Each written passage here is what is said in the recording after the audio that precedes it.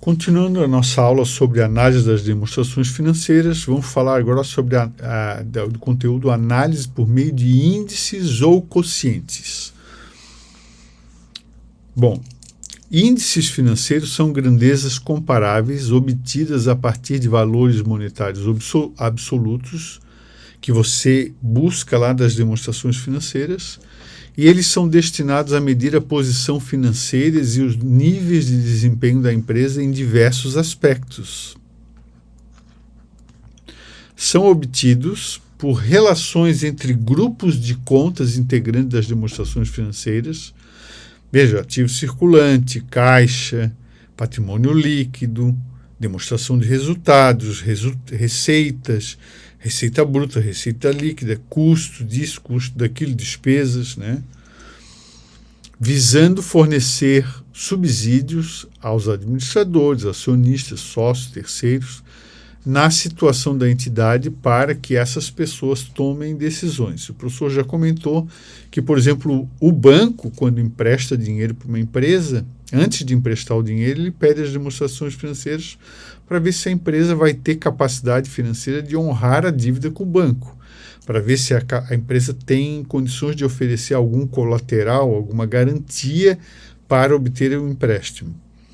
O serviço público também, quando contrata de uma empresa, a empresa se escala lá para construir uma rodovia, por exemplo, uma construtora vai construir uma empreiteira vai construir uma rodovia, uma estrada. O governo quer saber se essa empresa tem capacidade econômica para cumprir com aquele contrato. Então ele vai dar uma olhada lá para ver se ela não está na iminência de falir ou com resultados muito baixos que podem afetar a longevidade de um contrato desses, né?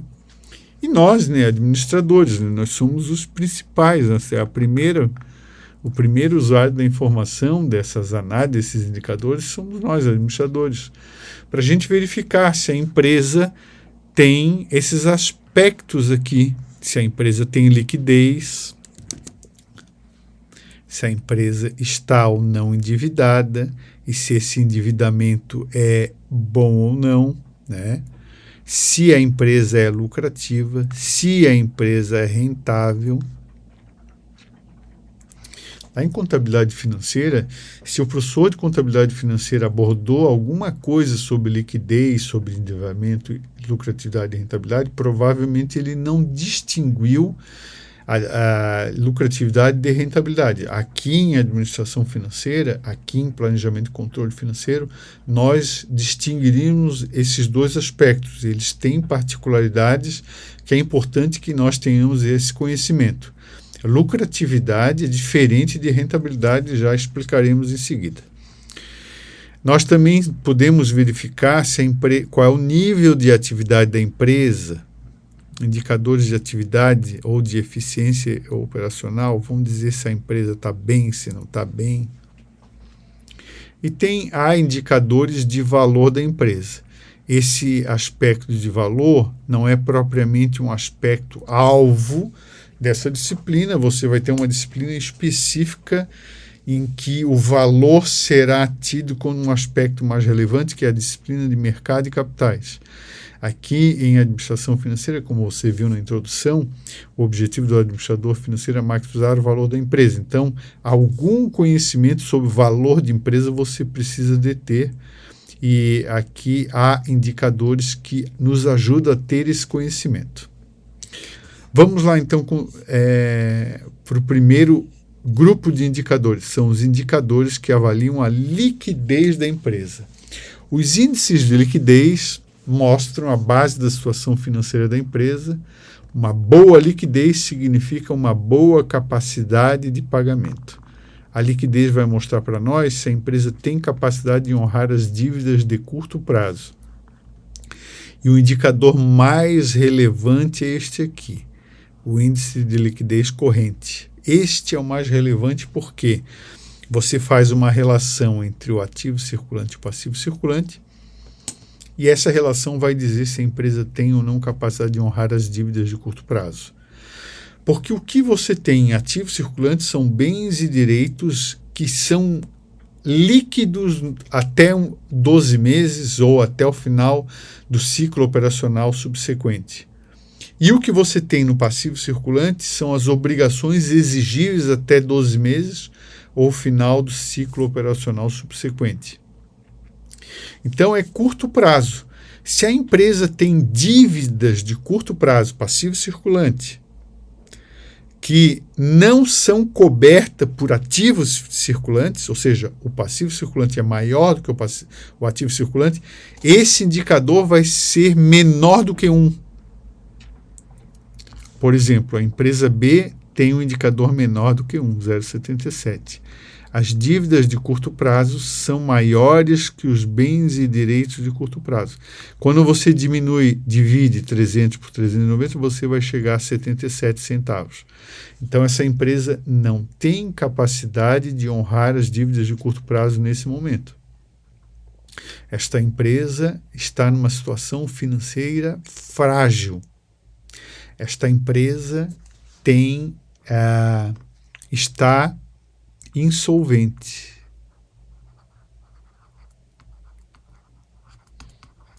Atenção para esse termo.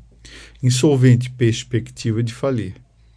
Ela tem 77 centavos de ativo circulante para cada R$1 de dívida de curto prazo. A empresa A, diferente, ela já tem liquidez corrente. O ativo circulante dela é maior do que o passivo circulante. E essa relação é de 1,4. Ou seja, ela tem 1,40 centavos para cada R$1 de dívida de curto prazo que a empresa tem. Isso aqui é em milhões, né?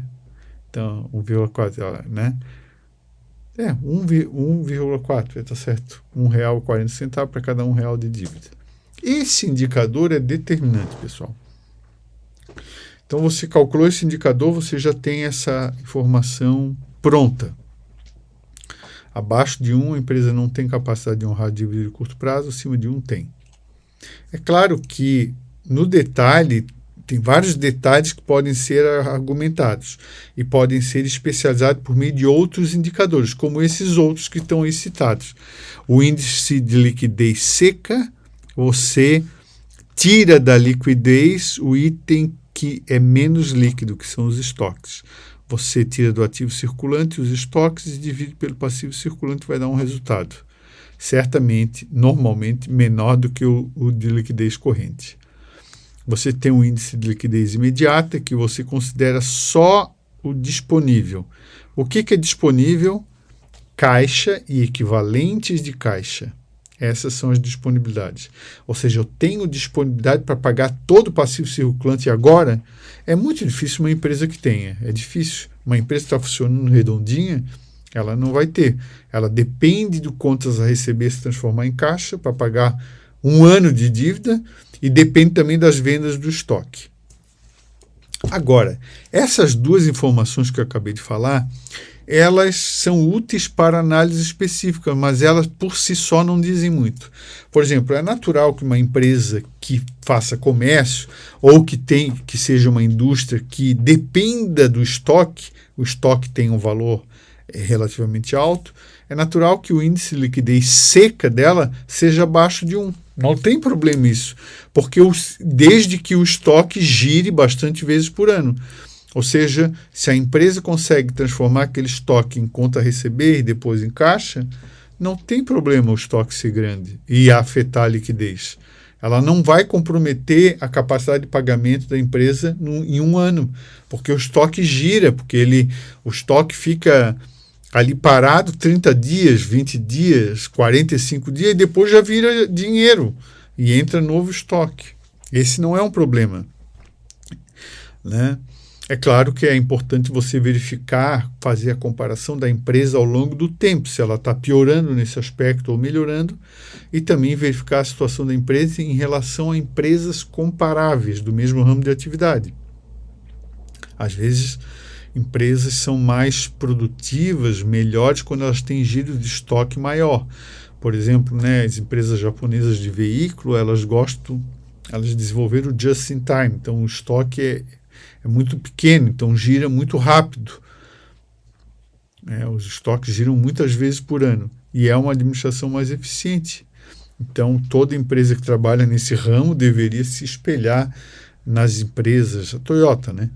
Nas empresas japonesas que adotam esse just-in-time, porque elas conseguem obter outros benefícios, na verdade, a sua própria capacidade de rentabilidade, porque ter estoque significa ter custos que a empresa que não tem estoque não tem. Custo de oportunidade, custo de manutenção, de aluguel do espaço, ou custo relacionado ao espaço. No caso do disponível, vários comentários que eu fiz em relação ao índice de liquidez seca do estoque. Disponível é menos ainda. Agora a empresa não vive só com o dinheiro no caixa, que vai de caixa, ela vive também com conta a receber que ela recebe semanalmente. Se a empresa tem sempre contas a receber, aí tem que verificar se aquela conta a receber que demora para receber compromete contas a pagar ou não. Então é mais difícil ainda você dizer que o índice de liquidez imediata muito baixo é determinante, está prejudicando a vida, a capacidade de pagamento da empresa. Difícil. E outro indicador bastante cobrado, mas também de difícil interpretação, é o índice de liquidez geral, em que você soma o ativo circulante com um ativo que se realiza no longo prazo e soma o passivo circulante com um passivo que se realiza também no longo prazo. Aqui não vai dar para eu anotar. O que acontece é o seguinte, essa soma pode dar um monte de distorção. A empresa tem passivo exigível de longo prazo, vamos pensar o que tem ali. Ali tem provisões, né, de dívidas, de ações trabalhistas que a empresa espera que vai perder, e isso vai acabar acontecendo, sei lá, em 2 anos, 3 anos, 4 anos, 5 anos, 10 anos. Ali tem dívidas de longo prazo, com vencimento em 5 anos, que isso vai vencer lá na frente.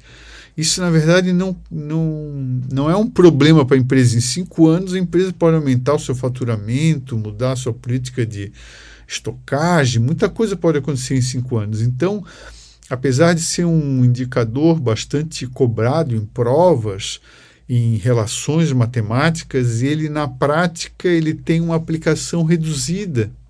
Mesmo você comparando empresas comparáveis, esse indicador de liquidez geral é muito particular de empresa para empresa. Talvez ela faça mais sentido olhando a minha empresa ao longo do tempo, né? E não propriamente a minha empresa em relação a outras empresas.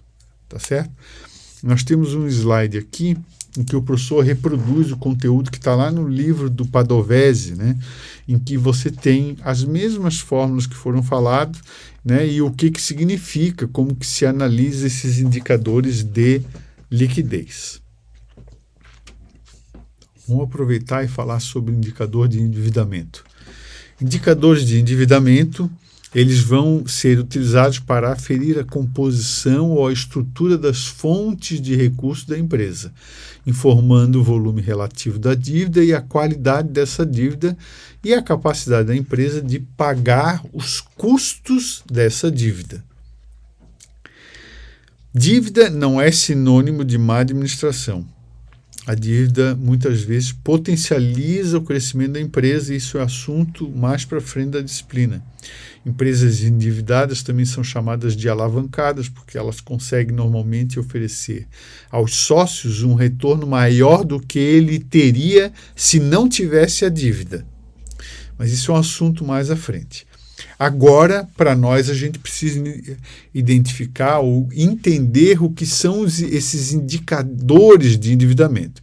Então, nós temos o indicador de endividamento geral, que ora é conhecido como a dívida em relação ao ativo, e ora é conhecido como a dívida em relação ao patrimônio líquido. São informações, resultados diferentes que tratam do mesmo assunto, você saber qual é o tamanho geral da dívida, né? Os nossos exercícios, a gente é mais cobrado usando esse indicador aqui, né? Do lado de cá aqui. Né? A dívida em relação ao ativo. Então, por exemplo, a empresa A, o valor da dívida dela é 570 em 1.000. Então, essa empresa A tem 57% de endividamento. A empresa B tem 400 em 1.000, então ela tem 40% de endividamento. Veja, a empresa B tem menos dívida do que a empresa A, que tem mais dívida. Assim, o que nós podemos dizer? Vejam, essa quantidade de dívida aí, 40%, 50%, 60%, não é comprometedora, não é muito, tá? Não é muito. Mas a gente pode dizer que a empresa A está mais endividada, a gente pode dizer que a empresa A é mais agressiva do ponto de vista de estrutura de capital, ela tem mais dívida nos financiadores da empresa, né? Quem financia a empresa, as origens de recursos estão escritas aqui no passivo da empresa. Então, a gente tem 43% de capital próprio e 57% de capital terceiros. Então, essa empresa A, ela é mais arrojada no endividamento, tem mais dívida. Ela aproveita, ela se arrisca mais no ambiente econômico. Essa empresa é mais conservadora, porque ela tem 60% de capital próprio e 40% de endividamento. Ela se endivida menos. Agora, quando você vai calcular a qualidade da dívida, daí você já tem uma diferença. A qualidade da dívida você mede vendo qual é o tamanho da dívida de curto prazo em relação à dívida total. Aí você tem, no caso da empresa A, que a dívida total é 570 e a dívida de curto prazo é 200. 200 dividido por 570 dá 35%.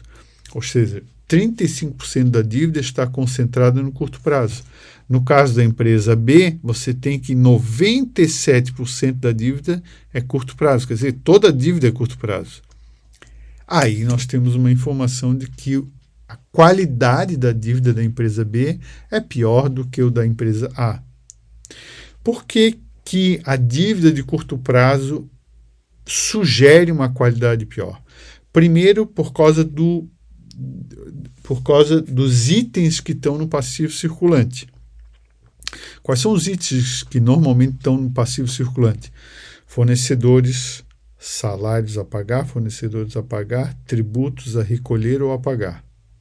Se uma empresa está devendo para esses três caras dívidas vencidas, já venceram, não estou conseguindo pagar, indica que a empresa está com dificuldades financeiras.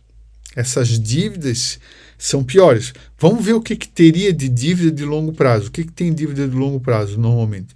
Financiamentos bancários de longo prazo, que financiam bens permanentes, lançamento de debêntures da empresa. Debêntures são títulos que a empresa empresta de longo prazo, paga no futuro para ela se alavancar, para ela crescer, para ela fazer investimentos. Empréstimo de longo prazo, que normalmente também é para fazer investimentos. Então, as dívidas de longo prazo, normalmente, elas potencializam o crescimento da empresa. É uma dívida que, pela natureza, ela já tem uma indicação de que é uma dívida que ajuda a empresa a crescer. A dívida de curto prazo, normalmente, não ajuda. Outra coisa, se a empresa pegou um empréstimo de capital de giro, que é uma dívida de curto prazo, o empréstimo de capital de giro é muito caro. O empréstimo de longo prazo não é caro. O empréstimo de capital de giro é muito caro. E vence no curto prazo, em 12 meses. O empréstimo de longo prazo vence mais do que 12 meses. O perfil de endividamento também sugere que uma empresa que tenha dívidas de curto prazo em volume grande, ela pode ter um problema. As dívidas de longo prazo pode não ser um problema, absolutamente. É até difícil de dizer. Então, o perfil de endividamento ruim é aquele que a dívida é muito grande no curto prazo. E o perfil de endividamento melhor é aquele que a dívida está distribuída e, sobretudo, aquela que a dívida é de longo prazo. Aqui vamos fazer uma observação. Então, a gente pode dizer que essa empresa A aqui, ela é mais arrojada na sua estrutura de capital, no seu endividamento, do que a empresa B, porque ela tem um pouco mais de dívida. Mas a qualidade de endividamento dela é melhor do que a empresa B, que tem muita dívida considerada no curto prazo. Outro comentário importantíssimo: as empresas funcionam com passivo circulante. Não, é muito raro uma empresa existir que não tenha passivo circulante. É normal que a empresa opere com passivo circulante. Por quê? Pensa, o balanço é editado normalmente no último dia do mês. No último dia do mês, a empresa tem que reconhecer que deve para o empregado. Tem até o 5º dia útil para pagar. Então, vai ter sempre os salários a pagar. E por causa do andamento das operações, normalmente também tem fornecedores a pagar. E pelo mesmo motivo do salário, também tem tributos a recolher e a pagar. Você reconhece o tributo devido no mês e tem um prazo, 10 dias, às vezes 20 dias, para pagar o tributo. Então é natural que tenha tributos a pagar também. Então, a empresa, vivendo normalmente, ela opera com passivo circulante. Isso significa que empresas que não têm dívida de longo prazo, empresas que praticamente o nível de endividamento é muito baixo, por exemplo, 20%, 30%, significa que ela vai ter a qualidade de endividamento ruim, porque a dívida está toda no curto prazo. Veja, a qualidade da dívida é ruim, mas ela não tem dívida. É dívida das operações normais. Então, muito cuidado na análise, nos comentários, na sua conclusão em relação ao endividamento. Muito difícil dizer, essa empresa está muito endividada com 60% de endividamento. Difícil dizer. Para dizer que está muito endividada é lá para cima, 90%, 80%, 90%, e às vezes até tem empresa que tem quase o ativo total de endividamento, né? Tá certo? Ok. Mais outros 2 indicadores, esse a gente usa menos, mas eles são também importantes. Um deles é a índice de cobertura de juros. Esse indicador mostra se a empresa tem capacidade de pagar os juros da dívida. Basicamente, você divide o lucro operacional, o EBIT ou o LAGIR, pelos juros de financiamento. Ou, né, isso seria o ideal, né? Isso aqui, na verdade, é o LAGIR, tá? Não sei se eu vou conseguir escrever aqui. O lucro operacional seria o LAGIR, né? Sobre o juros de financiamento. Quantas vezes o seu lucro é maior do que os juros? Quanto maior, melhor. Então, se a empresa tem mais, o lucro operacional é suficiente para pagar os juros, ótimo. Se ficar 1 a 1 ali, significa que não vai dar lucro líquido, né? Que tudo que você tem de lucro gerado nas operações, você tem que pagar os juros. É ruim, né? Então, quanto maior, melhor. Esse é um indicador que não tem um número mágico. Você analisa a empresa ao longo do tempo para ver se aumentou muito o endividamento. E você pode também fazer uma análise da situação da empresa em relação a empresas comparáveis do mesmo ramo e tal. Aqui deu curiosidade de saber se a empresa lá, a companhia B, que teoricamente estava mais endividada, se ela tinha capacidade de pagar, o lucro operacional dela era suficiente para pagar as dívidas. Vamos dar uma olhada? Ó, empresa B. Aqui nós temos, no último ano da série, 111 milhões, né, de despesas financeiras, juros. E o lucro operacional dela, 153. Então, você tem ali 1,4, alguma coisa assim, né? Não é muito, já tinha sido melhor, ó. Já tinha sido melhor a relação, né? Piorou bastante. Daria para calcular esse indicador. Voltando, para a gente terminar essa parte de endividamento, nós temos um outro indicador que é a imobilização do patrimônio líquido. Você relaciona o ativo permanente em relação ao PL. Por que esse indicador? Porque a lógica é a seguinte: era ideal que o patrimônio líquido, que é o capital do sócio, financie ativo permanente. Se o patrimônio líquido financiar ativo circulante, significa que a empresa, então, ela está usando um dinheiro muito caro para financiar o ativo circulante. O ideal era que isso fosse capital de longo prazo, ou às vezes até capital de curto prazo. Isso é assunto para gestão de capital de giro, um assunto mais à frente. Mas, enfim, essa relação, o ideal é que tenha uma proximidade entre o patrimônio líquido e o ativo permanente. Lembrando, o ativo permanente é uma parte do ativo não circulante. Eu acho que eu não tenho uma demonstração contábil, né? Aqui, ó, aqui nós temos o ativo não circulante, aqui, ó, realizável a longo prazo mais imobilizado, né?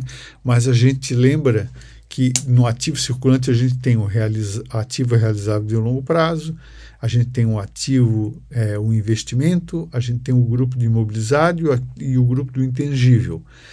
E investimento, imobilizado e intangível compreendem o tal do ativo permanente, né? Que é aquele ativo que a empresa não tem o interesse de se desfazer, tá? De vender. Ela permanece com eles. Como ela permanece com aqueles ativos permanentes, a lógica é que eles sejam financiados por um capital permanente da empresa, que é o patrimônio líquido, né? O capital de terceiros de longo prazo, ele não é permanente, né? Ele vence no longo prazo, mas o patrimônio líquido ele é permanente, ele entra e não sai mais, né? O sócio virou sócio, se eu não quero mais ser sócio de uma empresa, eu tenho que vender minha parte para alguém, o sócio não deixa de existir, né? No slide seguinte, a gente tem os mesmos indicadores, né? Com a leitura, a análise, né? Então, nível de endividamento geral, a gente tem a composição do endividamento, veja o parecido, né? Imobilização do patrimônio líquido. E aqui um indicador um pouquinho diferente, dívida pelo lucro operacional e os juros pelo lucro operacional. Esse aqui mostramos, esse aqui não, né? Mas, enfim, são indicadores úteis para uma análise de endividamento da empresa. Bom, deu bastante tempo aqui nesse vídeo, vamos parar por aqui. No próximo slide, na próxima videoaula, a gente fala sobre lucratividade e rentabilidade.